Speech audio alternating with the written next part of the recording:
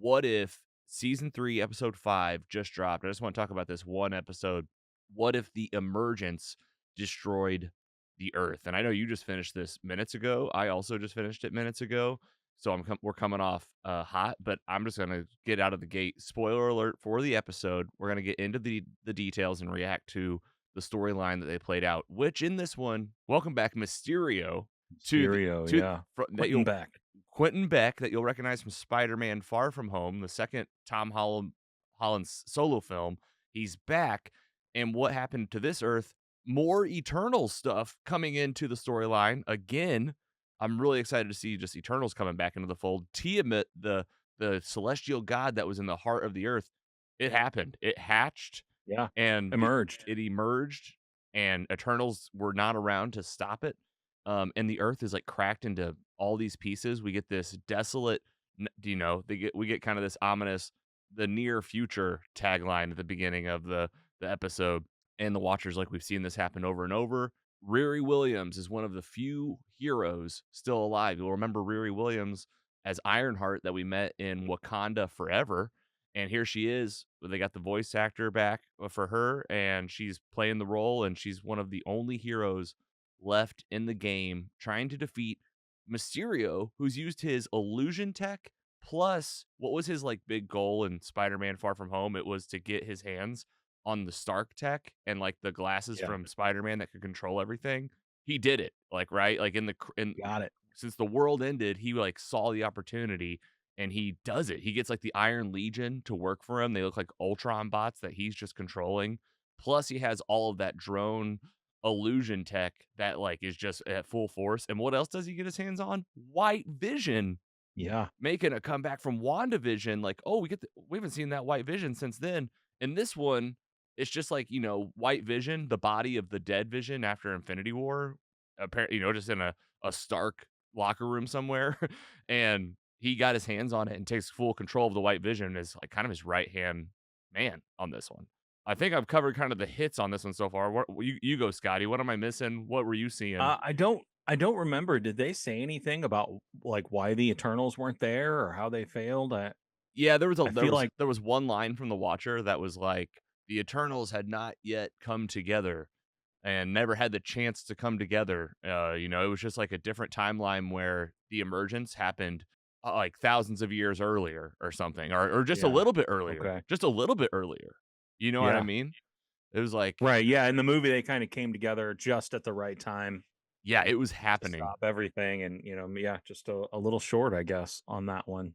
Man, this one was good. I was excited to see so many reprisals of the actors in their roles. Sharon Carter, Valkyrie, Riri Williams. I don't know. I don't think they got Gyllenhaal for Mysterio. That was my question. I don't think it was Gyllenhaal. No. Um, Man, this both fortunately and unfortunately, this story was better than Riri Williams' story in Wakanda Forever. Oh, This sure. was a way more interesting story than she had there. Yeah, and they bring back that kind of the character that you met in that movie is this young Riri Williams that's like she's brilliant, genius, robotics. Like as you would think of a young, Tony Stark essentially, right? That's kind of where the inspiration kind of seems like it comes from.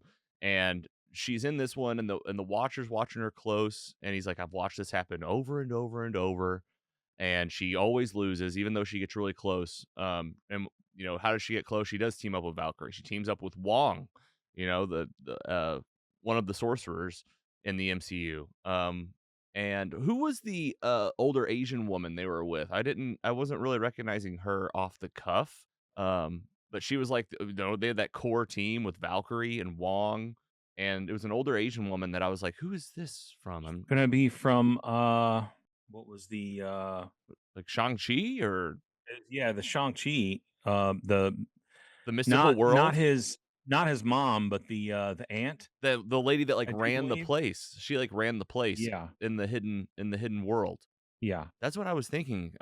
Okay, so and then she ends up defeating the White Vision and using his armor to build her own ultra suit that gives her access to like the, you know, Quentin Beck network of the Iron Legion. It also allows her to see like where the illusions are aren't. And then they take the fight to him, and um, I mean, we had a Reed Richards, like a name drop. They were like on the radios at the ship where they were all like headquartered, and like you hear on the radio, like Reed said, there's an incoming. And so apparently, I was like, oh man, I was like, these what if so far have started to tease out like, get ready for Captain America: Brave New World, like get ready for Thunderbolts. Like these what ifs are kind of going one to one, and I'm like, are we gonna get like a flat out Fantastic Four like soon, or like at least a cameo or something? Yeah, I think by the end of this thing, we're gonna get some definite uh crazy predictions for the rest of the I guess you could say phase six. Are we in phase six? I don't. Yeah, I'm losing count of the phases at this point. But the 2025 slate and 2026 slate, counting backwards from Avengers: Secret Wars and Avengers: Doomsday, and then all these movies we're gonna have. What ifs definitely, placing their bets and getting people excited and familiar with these characters that we should be seeing more of. So, what happens in the end? Riri does end up beating Quentin Beck by pretty much just overcoming the kind of battle between her having the vision suit, him kind of being able to control it, she controls it, kills him, and all because the Watcher intervened again. He like Yeah. instead of walking away and letting her lose, he kind of says like, "Fight, go for it, and Not really so much of an intervention as like a pep talk, I guess you could he's say. just coaching from the sidelines. Yeah, it's like, hey, what are you doing? You got Come this. on, you can do it. Yeah. You can do it. And I guess what? We get other Watchers finally. First time we've had multiple Watchers on screen since the Stanley cameo in Guardians of the Galaxy Volume 2. Yeah, yeah. Just since the I guess all the way up till now, it's only been Uatu, the Uatu. main watcher. Yes. But they're like, hey, guess what? We're watching you now. Because this is the Yeah, second time you've intervened, and this will definitely be part of the big grand finale. and it's funny. It's the one is like, oh, what are we gonna do? Well, we're gonna watch. Right. That's It's what we what do. we do. Even whenever it's another Watcher, we just keep watching. Yeah, we're just gonna keep watching. That's who we are. Yeah, I agree. Like this was epic. It was like grandiose. It was dystopian. It was like kind of dark and edgy. Familiar faces, but doing things a little different. I think putting the star at the forefront that they want you to remember, and keep in mind like this is a bet. Like you're gonna see a lot more of Ironheart in the Ironheart series eventually. Riri Williams, and this was like her front and center show, along with a great ensemble of just like little Easter eggs and stuff. So I thought it was great. Yeah, 100%. I'm gonna go ahead and call this character Vision Heart. Vision Heart. Yeah, that was an epic suit. She looked insane. Yeah, I thought that was an awesome twist to Yes. turn Vision into her suit. That Yes. looked great.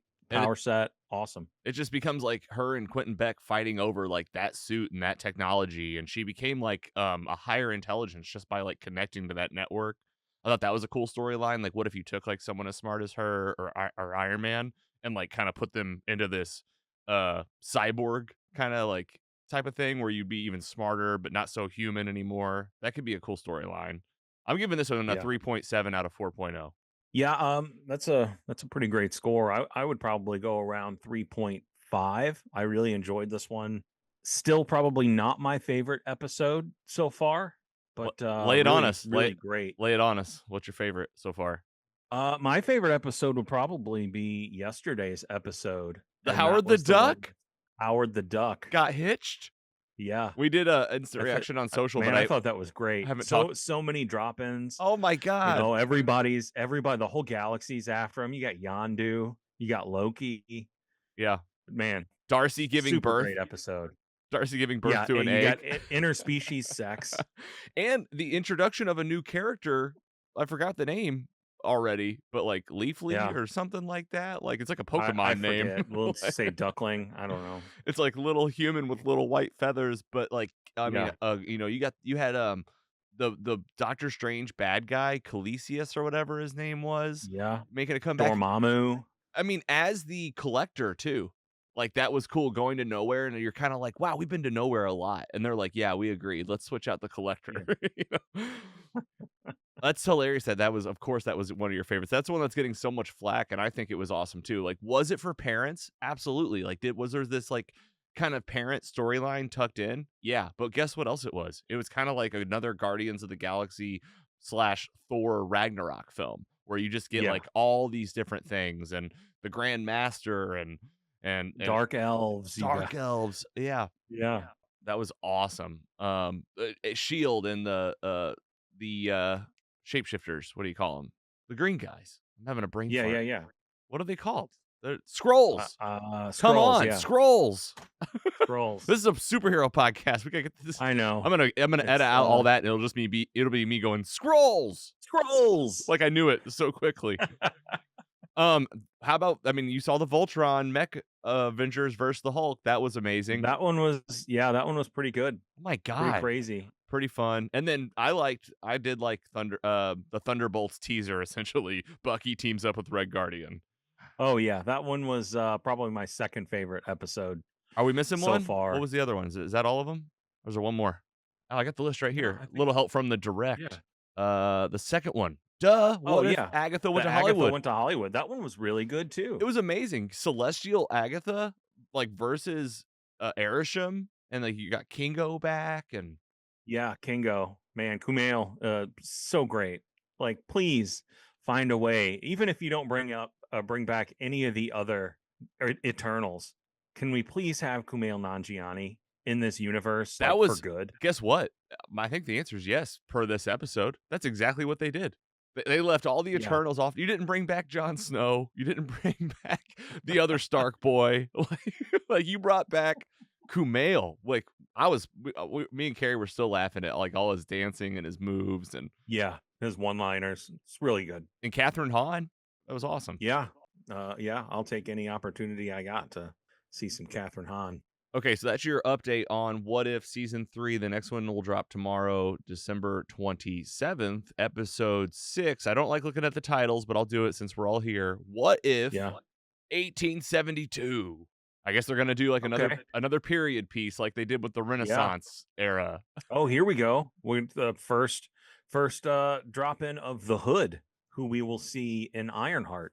Oh, nice. Okay, so this is I'm a bad guy? I'm excited about that. Voiced by the actor Anthony Ramos. The Hood is probably one of my favorite villains.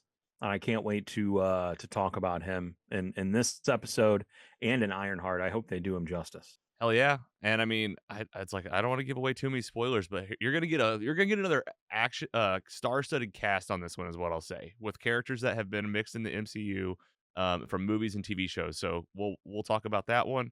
And then they're gonna do episode 7, What If the Watcher Disappeared? Episode 8, What If? We'll be talking about them.